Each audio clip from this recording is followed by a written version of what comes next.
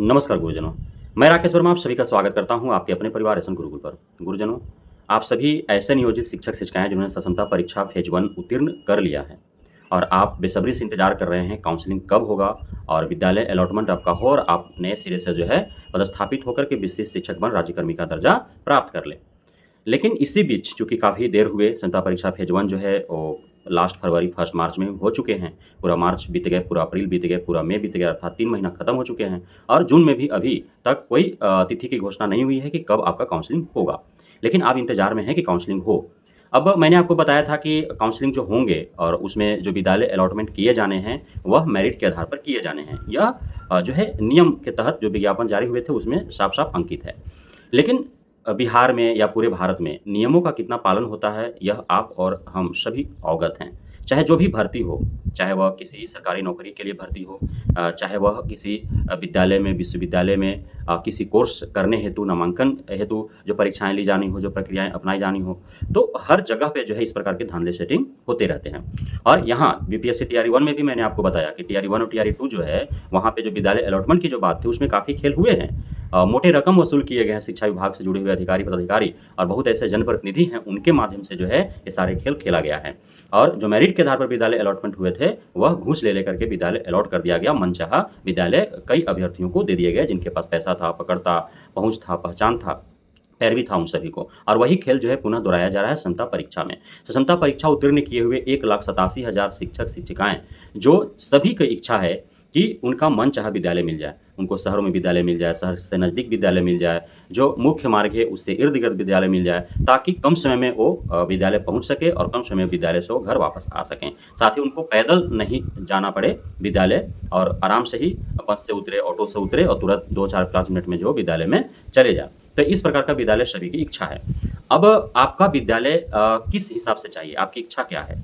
आपको विद्यालय शहर में चाहिए तो 3 लाख रुपया लगेंगे। आपको विद्यालय शहर से नज़दीक चाहिए तो आपको 2 लाख रुपया लगेंगे। आपको यदि मुख्य मार्ग से सटा हुआ चाहिए, आप शहर में रह कर के और डेली आ जा सकते हैं। काफ़ी कम समय में आप जो है विद्यालय जा सकते हैं, आ सकते हैं। तो 8-10 किलोमीटर के रेंज में चाहिए तो 1.5 लाख रुपया आपको लगेंगे। वैसे भी विद्यालय हैं किसी प्रखंड में, किसी जिला में जो काफ़ी हॉट हैं, वो सुरक्षा के लिहाज से विद्यालय भवन सुंदर है, कैंपस सुंदर है, वहाँ के अन्य शिक्षक-शिक्षिकाएँ, प्रधानाध्यापक बहुत अच्छे हैं, वहाँ के छात्र-छात्राएँ काफ़ी तेज़ तर्रार हैं, पढ़ने हेतु काफ़ी जो है सजग हैं, सतर्क हैं, वहाँ के गार्जियन अच्छे हैं, पूरा माहौल अनुकूलित है, तो वैसे विद्यालय हॉट बना हुआ है। तो उस प्रकार के विद्यालयों में जाने के लिए जो है कॉम्पिटिशन काफ़ी टफ है, तो वहाँ पे 3-3 लाख 4-4 लाख रुपए वसूल किए जा रहे हैं। और यह जो बात है, यह बात कोई ऐसा नहीं है कि मनगढ़ंत कही गई बातें हैं।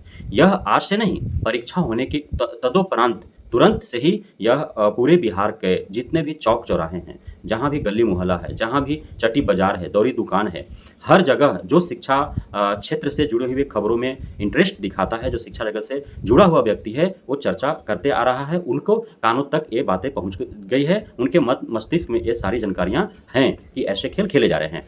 तब तक तो मैं वीडियो के माध्यम से लगभग आज तक एक आधा दर्जन वीडियो जारी कर चुका हूँ कि क्षमता परीक्षा पास जो नियोजित शिक्षक-शिक्षिकाएँ हैं, उनका जो विद्यालय अलॉटमेंट होना है, उस हेतु जो है इस प्रकार के खेल खेले जा रहे हैं, जैसा बीपीएससी टीआरई 1, टीआरई 2 में हुआ था। अब तो समाचार पत्रों में भी ये खबरें छप गई। अब तक तो हम लोग बता रहे थे ना यूट्यूब के माध्यम से, अब समाचार पत्रों में भी ये बात छप गई। तो ऐसे ही थोड़ी धुआँ वहीं उठता है ना जहाँ आग लगता है। तो ये हो रहे हैं।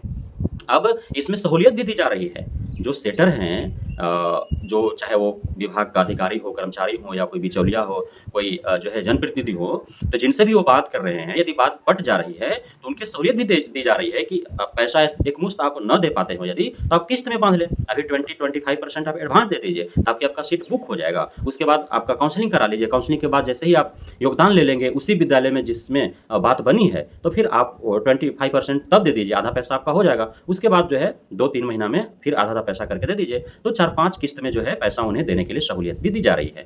अब इस प्रकार की कारनामे जब हो रहे हैं, समाचार पत्रों में छप रहे हैं, हम जैसे लोग जो धरातल से जुड़े हुए लोग जो हैं यदि इन बातों को आपके सामने उठा रहे हैं, तो अवश्य ही शिक्षा विभाग और बिहार सरकार को इन सारे मुद्दे को संज्ञान में लेते हुए और इस पर विचार करने की आवश्यकता है, इस पर नकेल कसने की आवश्यकता है। नहीं, तो जो प्रक्रियाएँ अपनाई जा रही है शिक्षा विभाग के द्वारा और पारदर्शिता अपनाए जाने की जो बात कही जा रही है, पूरा प्रक्रिया ध्वस्त हो जाएगा, पूरा जो है उसमें धब्बा लग जाएगा। कोई भी प्रक्रिया जो है पारदर्शी तरीके से वो नहीं निभा पाएंगे आप। और जो मेरिट के आधार पर शिक्षक शिक्षिकाएं जो एकदम ठाट से 135 नंबर 140 नंबर लेकर के बैठे हुए हैं, उनको क्या है, वो तो मेरिट के आधार पर मिलना ही है, शहरों में उनको मिल ही जाएगा। क्योंकि मैंने आपको बताया है कि 120 125 एबव जिनका मार्क्स जनता परीक्षा में, वही इंतजार में रहें कि उनका जो है शहरों में या फिर अच्छे विद्यालय मिल पाएंगे, अन्यथा की स्थिति में नहीं मिल पाएगा। तो वे ठाट से हैं, अब उनके जगह पर जो है जो मेरिट में नहीं होगा, अर्थात क्वालिफाई किसी तरह से किया होगा वो, और वो पैसा दे दिया, और पैसा के दम पर वो जो है